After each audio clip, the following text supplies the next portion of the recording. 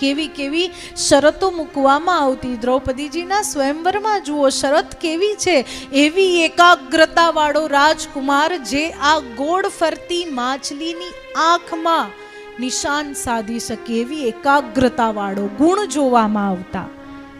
જે મહાદેવનું ધનુષ ભંગ કરી શકે એવો શક્તિશાળી પુરુષ.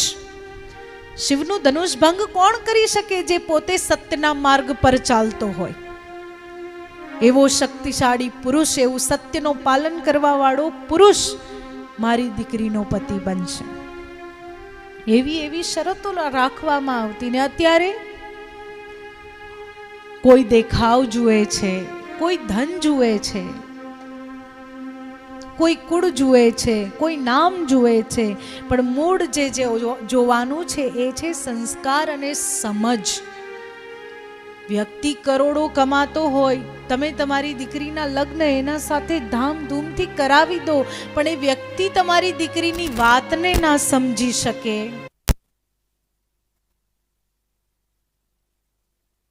વાતને કે એની ભાવનાને ના સમજી શકે, તો શું કામનું આવા વિવાહનું? રમત થઈ ગયો છે વિવાહ અત્યારના સમાજમાં. ગમ્યું લગ્ન કરી લો, ના ગમ્યું છૂટા થઈ જાઓ. રમત છે લગ્ન. આ લગ્નનો જે સંબંધ છે એ શું છે?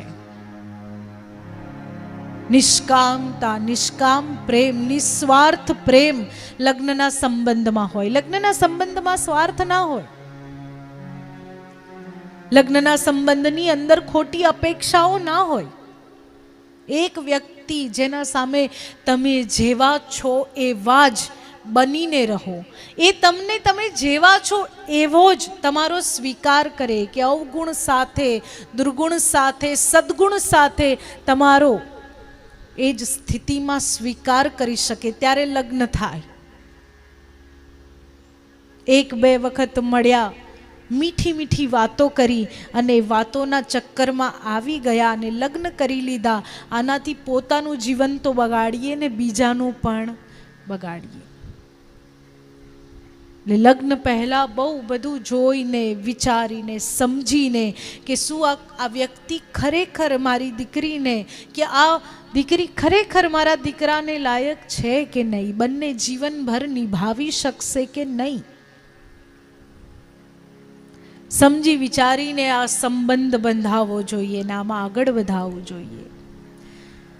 અહીંયા પાર્વતીજી તૈયાર છે તપ કરવા જવા માટે. જઈને પોતાની માતાને કહે છે કે માં, મને સ્વપ્ન આવ્યું છે કે હું મહાદેવની આરાધના કરવા ગઈ, તપસ્યા કરી અને મહાદેવ મારા પર પ્રસન્ન થઈ ગયા. તમે જો મને આજ્ઞા આપો તો હું તપ કરવા જાઉં અને મહાદેવને પ્રાર્થના કરું કે મારું પાણી ગ્રહણ કરે, તો મારા નસીબમાં, મારા પ્રારબ્ધમાં જે દોષ છે એ દોષનું નિવારણ થઈ જાય.